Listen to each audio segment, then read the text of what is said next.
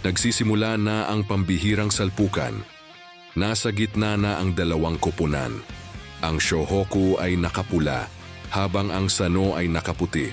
Dinig na dinig ang nakakabinging suporta ng madla para sa nag-iisang Sano Kogyo. Pero hindi rin papadaig ang mga taga-suporta ng Shohoku. Chapter 223. Sorpresang atake.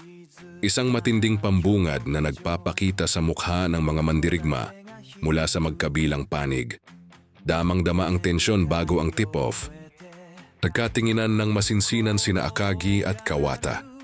Sumisigaw ang buong arena ng pangalan ni Kawata habang naghahanda ang mga kampeyon.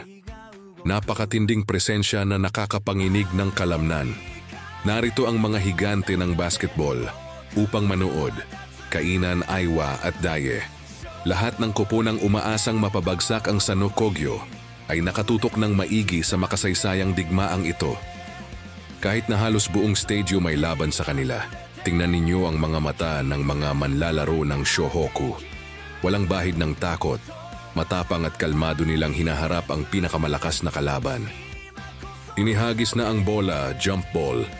Sabay na tumalo ng dalawang naglalakihang sentro, sina Akagi at Kawata, para sa pinakaunang posisyon ng laro. Nagsisimula na ang sagupaan. Mabilis itong na-intercept ng Sano matapos ang mahusay na jump ball ni Akagi. Pero dahil dito, ay napunta kay Sakuragi ang bola, sa Shohoku ang unang possession. Tila ba sila ang mga kontrabida sa istoryang ito, ngunit buo ang tiwala ng bench ng Shohoku. Ayon kay Ayako, nasa perpektong kondisyon ng pag-iisip ang starting five upang harapin ang matinding hamon sa pamumuno ni Coach Anzai.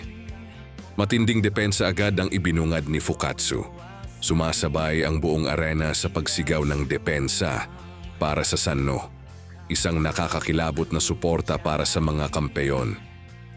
Isang flashback muna sa naging plano. Huwag magatubili. Ayon sa tagubilin ni Coach Anzai, kailangang makuha agad ng Shohoku ang inisyatiba bago pa man sila lamunin ng bigat ng sitwasyon. Isang preemptive strike, ito ang gintong susi.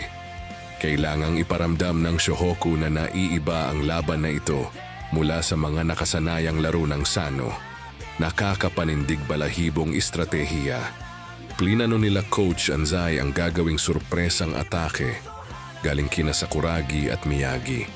Pinayuhan ni Miyagi si Sakuragi na kailangang ipakita na hindi tayo tulad ng iba, kaya lagi kang tumingin sa akin. Hintayin mo ang hudyat. Ang sorpresang atake na tahimik na pinlano ni Miyagi at Hanamichi ay kasado na. Kitang-kita ang seryosong determinasyon sa kanilang mga titig. Masusing inoobserbahan ni Fukatsu si Miyagi habang nakadepensa. Nagagalak si Coach Anzai sa pinapakitang composure ni Miyagi. Pero mula sa likuran ay naagaw ng defensive specialist na si Ichinokura ang bola. Napakabigat na presyur mula sa depensa ni Fukatsu. Ngunit kahit ganoon, buo ang focus ni Miyagi habang naghihintay siya sa tamang hudyat. Walang espasyo para sa anumang pagkakamali. Kahit mahirap ang sitwasyon, buo ang loob ni Miyagi. Hinabol niya si Ichinokura mula sa likuran at naagaw pabalik ang bola. Totoo nga ang sinabi ni Coach Anzai. Lamang sa bilis si Miyagi. Napakabilis. Iniwan ni Miyagi si Kawata. Nagulat ang buong depensa ng Sano sa bilis ng kidlat na pag-arangkadang ito mula sa labas. Diretso sa basket si Miyagi nang walang alinlangan. Kahit ang mga dekalibreng manlalaro ng Sano ay nabigla sa kanyang agresibong paglusot. Pero ano ito? Hindi maipinta ang mukha ni Miyagi. Ito na ba ang senyas na hinihintay nila? Lumilipad ang bola sa itaas. Ang buong arena ay nakatutok ng walang kurap habang pumuposisyon si Sakuragi para sa isang inaabangang play. Ang sorpresang atake.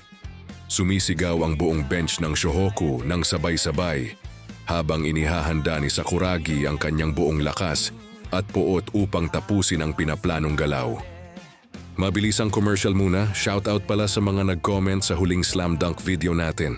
Take care po, and God bless. Handa na! Ang mukha ng isang tunay na henyo at ni Miyagi. Ito na ang senyasan. Inihagis na ni Miyagi ang bola sa ere. Isang nakakalulang alley-oop. Walang sino man ang makapaniwala sa kapangahasang ginagawa ng Shohoku ngayon laban sa mga kampyon. Pilit na hinaharangan ng Sano, ngunit tila tinatawanan lamang sila ni Kiyota dahil masyadong mabilis at masyadong mataas ang kanyang paghagis para masalo ng sinuman. Pero ano ito?